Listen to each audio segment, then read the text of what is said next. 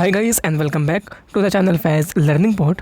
सो जैसा कि आप सभी को पता है कि इंडियन एयरफोर्स के अग्निवीर वायु के यानी कि ग्रुप एक्स और ग्रुप वाई के आपके जो मेडिकल एग्जामिनेशन है वो स्टार्ट हो चुके हैं एंड आपके जो फेज़ 2 है वो ऑलमोस्ट ख़त्म हो चुके हैं। यानी कि आज 28 अगस्त है, आज ही आपका लास्ट फेज़ 2 एग्जामिनेशन शेड्यूल्ड किया गया, तो जो कि चल रहा होगा। एंड इसके अलावा आपके जो 24 अगस्त ऑनवर्ड्स आपके मेडिकल एग्जामिनेशन भी स्टार्ट हो चुके हैं।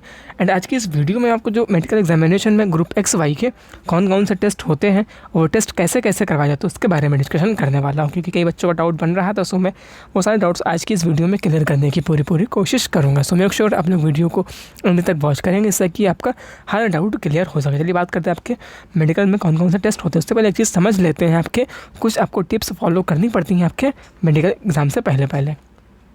सबसे पहली चीज़ यहाँ पे क्या है, आपको 14 आवर्स का फास्ट रखना पड़ता है, यानी कि आपको 14 घंटे पहले कुछ खाना नहीं होता। 14 घंटे पहले तक अगर मान लीजिए आपका जो मेडिकल एग्जामिनेशन है वो मॉर्निंग में 6:30 शेड्यूल किया है, सभी बच्चों की जो रिपोर्टिंग होती है वो आपको नॉर्मली 6:30 मॉर्निंग में ही बुलाया जाता है। सो उससे 14 घंटे पहले यानी कि आपको 4:30 बजे से के तक आपको कुछ खाना पीना। बट अब नॉर्मली जो है वो 6 बजे तक, नॉर्मली आपको 5 से 6 बजे तक अपना जो डिनर है वो कंप्लीट कर लीजिएगा। इवनिंग में 5-6 बजे तक अपने डिनर है वो कंप्लीट कर लें, क्योंकि आपको टेस्ट होता है। ऐसा होता ब्लड टेस्ट के लिए, आपको जो ब्लड का टेस्ट होता है वो आपका बिना कुछ खाए पिए होता है। सो उसके लिए आपको इतने 6 बजे तक आपको कुछ खाए, क्योंकि टेस्ट आपको नॉर्मली वो 7 बजे के बाद ही होता है, क्योंकि आपकी रिपोर्टिंग होती है, कुछ आपका वो होता है बायोमेट्रिक वगैरह होता है, उसमें टाइम लगा, तो सबका नॉर्मली 7 बजे के बाद ही आपका टेस्ट होता है। तो उसके अकॉर्डिंग मान लेंगे तो आपको 6 बजे के रात को शाम को 6 बजे तक कुछ भी तब तक अपना डिनर जो है कंप्लीट कर लीजिएगा, ठीक है। इसके अलावा दूसरी चीज़ होता है कि सब बच्चे सोचते हैं क्या है कि कुछ खाना नहीं है तो कुछ पीना भी नहीं है। ऐसा नहीं है, आपको पानी इनफ पीना है, आपको ड्रिंक प्रॉपर इनफ वाटर। क्योंकि होता क्या, आपको जो यूरिन का टेस्ट होता है उसके अंदर प्रॉब्लम क्रिएट हो जाता है। अगर पानी भी नहीं पिएंगे तो आपको प्रॉब्लम हो जाती क्रिएट उसके अंदर। तो उसका अच्छा खासा पानी, आपको सफिशिएंट वाटर पीना है आपका यूरिन टेस्ट में। इससे पहले इतना पी सके उतना, बस आपको ओवर नहीं पीना, जितना पी सकते उतना, ना ज़्यादा कम ना ज़्यादा, नॉर्मली इतना पीते उतना ही। उसके अलावा जो थर्ड पॉइंट यहाँ पे लिखा हुआ है आपका है बॉडी आपको प्रॉपर अपनी हाइजीन रखनी है, यानी कि कोई भी जो छोटी मोटी डिसीज़ तो होती हैं, जैसे आपका फीवर हो गया, जुकाम हो गया, इन सब चीज़ों से आपको बचना है प्रॉपर, देन आपका मेडिकल काफ़ी बेटर होगा। इसके अलावा आपको जो फोर्थ पॉइंट है, आपको रिमूव ऑल एक्स्ट्रा हेयर्स। जितने आपको एक्स्ट्रा हेयर्स होते हैं, लाइक आपके जो आर्मपिट्स पे होते हैं, आपका चेस्ट पे, आपके जो जेनिटल एरियाज़ होते हैं, वहाँ पर से आपको जो एक्स्ट्रा हेयर्स होता है सबको रिमूव करना पड़ता है आपके मेडिकल एग्जाम से पहले। इसके अलावा आपको जो 5th पॉइंट यहाँ पे लिखा हुआ है, आपको अपने ईयर जो है वैक्स फ्री रखने पड़ते हैं। आपको जो ईयर है बिल्कुल आपको साफ़ करवा के जाने हैं। आप घर खुद भी साफ़ करते हैं तो किसी डॉक्टर से भी करवा सकते हैं, बट आपको ध्यान रखना किसी भी गली कोने वाले से मत करवाइए, क्योंकि आपको उससे आपको जो पर्दा होगा डैमेज होने के चांसेस बढ़ जाते हैं। इसके अलावा आपको जो 6th पॉइंट है वो आपका क्लीन टीथ आपको रखने हैं, क्योंकि आपको टीथ है बिल्कुल आपको प्रॉपर साफ़ रखने हैं। नॉर्मली हम लोगों के टीथ तो फ्रंट में तो क्लीन होते हैं, बट इनसाइड जो होता है अंदर वाला पार्ट काफ़ी येलोइश होता है, तो उसको आपको भी साफ़ कर लेना येलो से, ठीक है। जो आपका अंदर इनसाइड वाला पार्ट होता है, तो इन चीज़ों का आपको ध्यान रखना आपके मेडिकल से पहले। चलिए बात करते हैं आपके टेस्ट कौन कौन से होते हैं मेडिकल एग्जामिनेशन में। सबसे पहला जो आपका टेस्ट होता है जो कि होता है आपका ब्लड का टेस्ट, क्योंकि आपको बिना कुछ खाए पिए होता है। जैसा कि आपको पता है आपको बिना कुछ खाए पिए जाना पड़ता है, सबसे पहले आपका वहाँ ब्लड का टेस्ट ही करवाया जाता है। ब्लड टेस्ट होने के बाद आपका होता है यूरिन का टेस्ट, जो कि आपका बिना कुछ खाए पिए दोनों टेस्ट करवाए जाते हैं। इन दोनों टेस्ट होने के बाद आपका जो नेक्स्ट टेस्ट होता है, जब आपको टाइम मिलता है यहाँ पर ब्रेकफास्ट करने का टाइम मिलता है, आप वहाँ ब्रेकफास्ट करेंगे अपना, देन आपका दोबारा ब्लड टेस्ट होता है। अब ऐसा क्यों होता है, ऐसा इसलिए होता है आपको जो शुगर का लेवल चेक कितना शुगर का लेवल इंक्रीज़ हुआ या डिक्रीज़ हुआ। इसके अलावा आपका जो कोलेस्ट्रॉल का लेवल होता है कितना बढ़ा, वो सब चीज़ें वहाँ पे चेक की जाती है। इसलिए आपको तो ब्लड टेस्ट 2 बार होता है, पहले कुछ खाने से पहले, कुछ खाने के बाद, इस तरीके से। एंड इसके अलावा एक और चीज़ यहाँ टेस्ट, जहाँ पे टेस्ट मेंशन किए गए हैं वो टेस्ट आगे पीछे, इनका जो सीक्वेंस है वो आगे पीछे हो सकता है, बट आपके टेस्ट यही सारे करवाए जाते हैं आपके एयरफोर्स के ग्रुप एक्स वाई के मेडिकल में। इसके अलावा आपका जो थर्ड पॉइंट यहाँ पे लिखा गया जो कि आपका एक्सरे होता है, आपका चेस्ट का एक्सरे भी करवाया जाता है।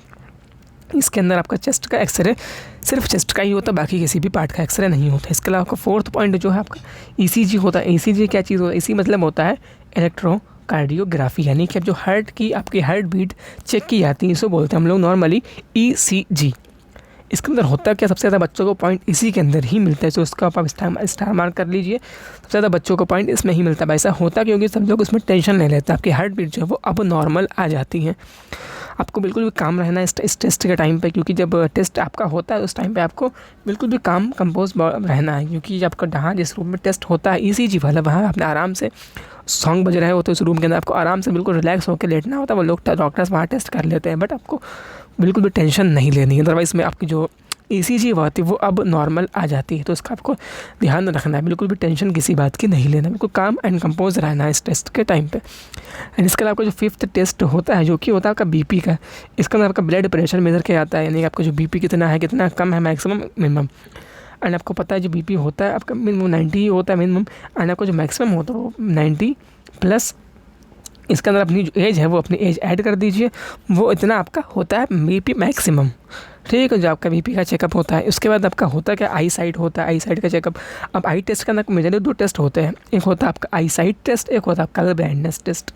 अब आई साइट के अंदर होता क्या है, आपको एक बोर्ड पे जो कुछ अक्षर से या कुछ नंबर से या कुछ अल्फ़ाबेट्स लिखे होते हैं वो आपको 6 मीटर की डिस्टेंस पे खड़े होकर पढ़ना पड़ता है।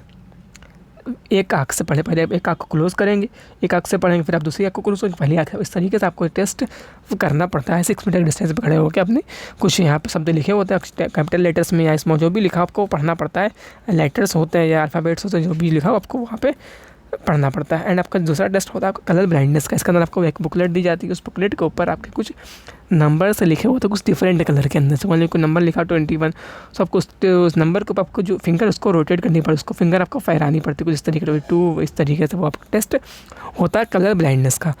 एंड इसके बाद आपका जो नेक्स्ट टेस्ट होता है जो कि होता है नॉर्मली ENT से हम लोग बोलते हैं नॉर्मली, क्योंकि इसके अंदर आपको 3 टेस्ट होते हैं, ईयर का होता है, नोज़ का होता है, एंड आपका थ्रोट का भी टेस्ट होता है। इसके अंदर आपको 3 टेस्ट आते हैं ENT। ईयर टेस्ट में होता क्या है, ईयर टेस्ट के अंदर आपकी जो ईयर के अंदर एक मशीन डाल के चेक करता है आपको जो ईयर का वो होता है पर्दा बिल्कुल डैमेज नहीं होना चाहिए, बिल्कुल सही होना चाहिए, तभी इसमें आप फिट हो जाएंगे। एंड आपको जो नेक्स्ट होता है नोज़, आपकी जो नोज़ की हड्डी होती है बिल्कुल स्ट्रेट होनी चाहिए, बिल्कुल हल्की सी टेढ़ी होगी तो वहाँ पॉइंट बना देंगे, तो उसका भी ध्यान रखना है। तो आपका थ्रोट के अंदर हल्का सा ऐसा कुछ बना होता है आपका थ्रोट के अंदर, उसको आपको देखा जाता है कि वो सही है या प्रॉपर वर्क कर रहा है या नहीं, तो वो चीज़ यहाँ पे चेक की जाती है ENT के टेस्ट के अंदर। ठीक है, ये चीज़ हो गई। एंड इसके अलावा एक और चेकअप होता है आपका नेक्स्ट जो होता है वो कहा होता है आपका डेंटल का चेकअप। डेंटल के अंदर आपको जो 14 डेंटल पॉइंट्स होते हैं वो लोग चेक करते हैं। अब क्या कैसे होते हैं वो यहाँ पे मान लीजिए कुछ से आपको जो फ्रंट के टीथ होते हैं उनको 2 पॉइंट होते हैं, बैक के टीथ के 4 पॉइंट, कुछ तरीके से उनका मेजरमेंट होता है, वो लोग वहाँ पॉइंट को मेज़र कर लेते हैं अपने अकॉर्डिंग। ठीक है, उसको आपको कोई भी टेंशन लेने की बात नहीं है, बट आपको ध्यान रखना आपको टीथ बिल्कुल क्लीन हो, मेन चीज़ है।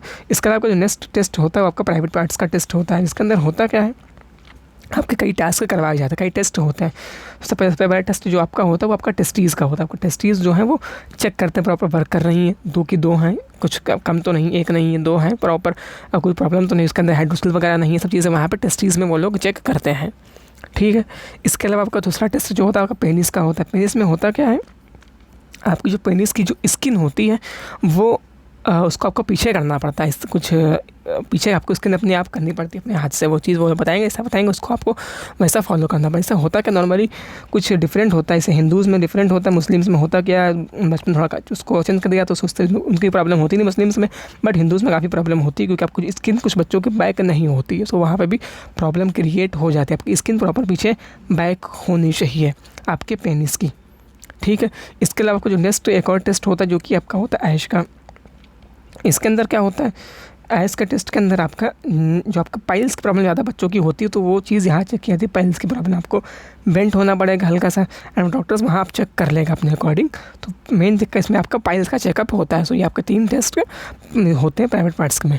ठीक है, सो ये चीज़ अभी आपको क्लियर हो। अब बात आती है आपका जो नेक्स्ट टेस्ट होता है जो कि आपका हाइट, वेट और आपका लेग लेंथ और आपके चेस्ट का मेजरमेंट होता है। आपके हाइट के अकॉर्डिंग आपका वेट हो और आपके वेट के अकॉर्डिंग ही आपका लेग लेंथ हो। सो ये चीज़ें आपको चेकअप होती हैं हाइट, वेट और लेग लेंथ वाले टेस्ट में। इसके अलावा एक और टेस्ट होता है जो कि आपको होता है आपका flat foot, knock knees and आपका हैंड का एंगल। ये भी चीज़ का आपका करवाया जाता है। आपका जो फ्लैट फुट नहीं होना चाहिए, आपका नॉक नीज यानी कि आपके घुटने जो हैं वो एक में टच नहीं होना चाहिए, एंड आपका जो हैंड का एंगल भी कुछ होता है वो लोग चेक कर लेते हैं। उसका एंगल क्या होता है वो लोग बताते नहीं, वो लोग वहाँ चेकअप कर लेते हैं, इतना जैसा उन्हें बताया जाता है। ये इस तरीके से होगी। इसके अलावा एक और टेस्ट होता है जो कि आपका हेड को आपको रोटेट करना पड़ता है, आपकी जो गर्दन है उसको घुमाना पड़ता है, कुछ लेफ्ट कुछ राइट ऊपर नीचे इस तरीके से जैसा बताते हैं उसको आपको फॉलो करना पड़ता है। एक और टेस्ट इसके अंदर होता है जो कि होता है आपका नॉर्मली स्टोमक का। स्टोमक के अंदर होता क्या है, आपको जो स्टोमक और आपका जो पेट होता है उसको वो लोग प्रेस करें, काफ़ी तेज़ प्रेस करते हैं। बट आपका अगर आपका हल्का सा पेन होता है तो वो लोग इसमें आपका अल्ट्रासाउंड करवाते हैं। अगर आपको बिल्कुल पेन नहीं होगा आपके स्टोमक के अंदर तो उसमें कोई प्रॉब्लम होती नहीं है मेजरली। जिसके पेन होता है उसका अल्ट्रासाउंड होता है, फिर वो लोग आगे चेकअप करते हैं। तो ये आपके मेजरली टेस्ट होते हैं एयरफोर्स के ग्रुप XY के मेडिकल एग्जामिनेशन में। मैंने ऐसा क्यों कहा, क्योंकि हर टेस्ट में अलग अलग होता है। आर्मी के डिफरेंट होता है टेस्ट, और आपके नेवी के अंदर भी काफ़ी टेस्ट नहीं होते। सबसे टफेस्ट जो होता है वो एयरफोर्स का ही मेजर माना जाता है। तो उसका मतलब यहाँ इसके अंदर आपके हर चीज़ करवाई जाती है एयरफोर्स के अंदर, बट आर्मी नेवी के अंदर कुछ टेस्ट नहीं करवाए जाते हैं। ठीक, तो मैंने आपको हर चीज़ प्रोवाइड करने की पूरी कोशिश। अब बात आती है आपको चेकअप होता किस तरीके से, इससे कि कुछ स्टैंडर्ड वगैरह क्या होता है। जैसे कि बात करें आपके विजुअल स्टैंडर्ड क्या होता है, नहीं आपको जो आई का स्टैंडर्ड क्या होता है, क्या क्या चेकअप आई के मतलब क्या क्या मेजरमेंट की जाती, क्या क्या मतलब रिक्वायरमेंट होती है आई के। उसके अंदर होता क्या, आपके आई चेकअप के अंदर आपकी जो प्रॉपर आई होती है वो 6x6 होती है, यानी कि 6 मीटर के डिस्टेंस पे आप 6 मीटर के डिस्टेंस पे खड़े होकर प्रॉपर छोटे छोटे अच्छा लेकर उसको पढ़ पाएंगे। देन आपकी आई जो है वो 6x6 कही जाएगी। एंड जो कि अलाउड होती है विदाउट चश्मा वालों के लिए। जिन बच्चों को चश्मा लगा होता है उनके लिए 6/12 तक की अलाउड होती है। ठीक है, जिन बच्चों को चश्मा लगा होता है उनके लिए एक और चीज़ होती है, उनको अपना प्रिस्क्रिप्शन भी लेके जाना पड़ता है। अब ये क्या होता है प्रिस्क्रिप्शन होता क्या, आपको जिन बच्चों को चश्मा लगा होता है उनको डॉक्टर से, किसी स्पेशलिस्ट डॉक्टर से एक प्रॉपर पर्चे के ऊपर लिखवाना पड़ता है कितना आपकी पावर है, क्या आपका कौन सा आपके पास वो हाइपरमेट्रोपिया है या मायोपिया, सब चीज़ आपको वहाँ पे मेंशन करवानी पड़ती है। इसके अलावा आपको डॉक्टर का नेम, उसकी मोहर और उसके सिग्नेचर भी वहाँ पे होने चाहिए। उसका जो वो नंबर होता है आपका रजिस्ट्रेशन नंबर भी यहाँ पे मेंशन, उस चीज़ आपको उस पर्चे को लिखवा के लेके जाना पड़ता है। इसको बहुत नॉर्मली हम लोग बोलते हैं प्रिस्क्रिप्शन। आपको लेके जाना पड़ता है आई वाले बच्चे, जिनका चश्मा लगा होता है सिर्फ सभी को लेके नहीं जाना पड़ता। जिनका चश्मा लगा होता है सिर्फ उन्हीं को लेके जाना पड़ता है। इसके अलावा आपको जो आई का चेकअप जो होता है वो उसके अंदर कुछ इस तरीके का होता है। अगर आपका हाइपरमेट्रोपिया है देन आपका 2 डायोप्टर तक अलाउड होता है। अगर आपका मायोपिया देन आपका 1 डायोप्टर तक अलाउड होता है। इसके अलावा प्लस माइनस 0.5 डायोप्टर्स में आप ऐड कर सकते हैं, सब्सट्रैक्ट कर सकते हैं। सो आपका ये आई का स्टैंडर्ड होता है। कितना हाइपरमेट्रोपिया 2 तक अलाउड है, मायोपिया आपका 1 डायोप्टर तक अलाउड है। सो यहाँ पे आप इसको अपने अकॉर्डिंग समझ सकते हैं। जिन बच्चों चश्मा लगा हो वो लोग समझ गए हैं क्या चीज़ मैं यहाँ बताने की कोशिश कर रहा हूँ। इसके अलावा का जो एक और चेकअप होता है आई के अंदर जो कि होता है कलर ब्लाइंडनेस, कलर जिसे बोलते हैं हम लोग, CP सेकंड तक इसमें अलाउड होता है, यानी कलर परसेप्शन लेवल आपका सेकंड इसके अंदर अलाउड होता है। इसके अलावा जो सर्जरीज़ होती हैं, सबके लेसिक सर्जरी होगी वो इसमें अलाउ नहीं होती। कॉर्नियल की जो सर्जरीज़ होती हैं वो बिल्कुल भी इसके अंदर अलाउ नहीं होता। अगर सर्जरी आपकी रिसेंट में हो, 5-6 महीने पुरानी हो, 7-8 महीने तब भी इसमें अलाउड नहीं होती है। अगर सर्जरी 1 साल की अगर आपकी सर्जरी जो वो 1 साल से पुरानी है देन अब इसमें अलाउड कर दिया जाता है, इसमें कोई प्रॉब्लम होती नहीं है। सर्जरी 1 साल से अंदर है देन आपकी प्रॉब्लम यहाँ पे क्रिएट हो जाती है। ठीक, अब आती है अगली चीज़ जो कि आपकी हाइट वेट का स्टैंडर्ड क्या होता है। सो हाइट वेट का स्टैंडर्ड के अंदर आपकी जो मिनिमम हाइट की रिक्वायरमेंट होती है वो आपकी 152.5 सेंटीमीटर की रिक्वायरमेंट होती है आपकी मिनिमम हाइट की। इसके अलावा आपको जो वेट होता है आपके हाइट के अकॉर्डिंग होना चाहिए, जो कि मैं अभी शो करवाऊँगा, उसका चार्ट मैं आपको दिखाऊंगा अभी थोड़ी देर में। इसके अलावा आपको जो चेस्ट होता है रिक्वायरमेंट आपके 77 सेंटीमीटर चेस्ट की रिक्वायरमेंट होती है। आपका मिनिमम जो चेस्ट है वो आपका 77 सेंटीमीटर होना चाहिए। इसके अलावा आपको 5 सेंटीमीटर का आपको एक्सपैंड भी करना पड़ता है, आपको फुलाना पड़ता है, 5 सेंटीमीटर चेस्ट अपना एक्सपैंड भी करना पड़ता है। जो रिक्वायरमेंट होती है मिनिमम की वो आपका 77 सेंटीमीटर की होती है। इसके अलावा आपका हियरिंग का भी एक टेस्ट होता है जो कि यहाँ पे क्लियरली मेंशन किया गया है। वो टेस्ट कुछ इस तरीके का होता है, आपको 6 मीटर की डिस्टेंस में बैठा दिया जाएगा एक चेयर के ऊपर, आपका फेस इस साइड में हो, कुछ दीवार के साइड में तरीके से। यहाँ पे एक और कोई बंदा खड़ा होगा, वो नंबर बोलेगा कुछ बिल्कुल नॉमिनल वॉइस के अंदर, आपको सुनना पड़ेगा। अब इसके अंदर होता है कि आपको दोनों ईयर्स होते हैं, दोनों ईयर में से एक ईयर्स के ऊपर आपका ब्लैंक पेज रख देंगे, उसको कुछ तरीके पेन चला देंगे, कुछ तरीके करते रहेंगे वो लोग। आपको दूसरे ईयर से सुनना पड़ता है नंबर, वो बंदा क्या बोल रहा है। नंबर बिल्कुल धुरे बोलता है, इसको नंबर बोलता है इस तरीके से 95, 93, 23, कुछ इस तरीके का नंबर वहाँ बोलते हैं। आपको इस तरीके नंबर सुनने पड़ते हैं दूसरे वाले ईयर से। फिर आपको इस ईयर में करेंगे, उस ईयर से सुनने, उसको इस तरीके से आपको ये टेस्ट करवाया जाता है। ठीक है, ये भी आपको क्लियर हो गया। एंड इसके अलावा मैंने आपको बताया, जिस तरह की मैंने आपको बताया था, आपको जो 14 डेंटल पॉइंट चेकअप होते हैं, जो चीज़ यहाँ पे मेंशन की गई, आपके 14 डेंटल पॉइंट चेकअप किए जाते हैं। चलिए इसके अलावा आप बात करते हैं आपका जो हाइट वेट का स्टैंडर्ड क्या होता है, जो कि मैंने आपको चार्ट यहाँ पे प्रोवाइड किया है। देखिए अब होता क्या, अगर मान लीजिए आपकी जो हाइट है वो आपकी 160 सेंटीमीटर मान लीजिए अगर है, कितनी 160 सेंटीमीटर। तो आपको जो एक्यूरेट वेट होना चाहिए, आइडियल वेट, अगर आपकी एज जो है वो 18 से 22 कैटेगरी के अंदर आ रही है तो आपका जो आइडियल वेट है वो आपका 52 kg होना चाहिए, आपको जो आइडियल वेट है। इसके अलावा होता क्या इसके अंदर है, आपको 10% प्लस माइनस % अलाउड होता है, यानी कि प्लस माइनस 10% अलाउड कर दिया जाता है। यानी अगर आपका वेट 10% इसमें अगर ऐड करेंगे देन आपका हो जाएगा 58.3 kg, अगर कम करेंगे तो आप 45.7 kg से लेके 58.5 kg के बीच में आपका वेट आ रहा है देन आप मेडिकली फ़िट हैं। जब उसकी पूरी रेंज यहाँ पे लिखी गई है, उसको आप समझ लेंगे। आपका आइडियल वेट दे रखा है मिड में, उसका जो वो दे रखा है रेंज वो इस तरीके से दे रखी है। इसमें अगर आपकी रेंज आ रही है देन आप इसमें इजीली मेडिकली फ़िट हो जाएंगे। आपका हाइट का स्टैंडर्ड मैं इसके अलावा यहाँ पे मैंने आपको नेक्स्ट में प्रोवाइड कर रखा है, जो पूरा चार्ट मैंने दे रखा है। आप चाहें तो उसका स्क्रीनशॉट भी ले सकते हैं अपना, जैसा मैंने बताया उस तरीके से आप इसको चेक कर सकते हैं।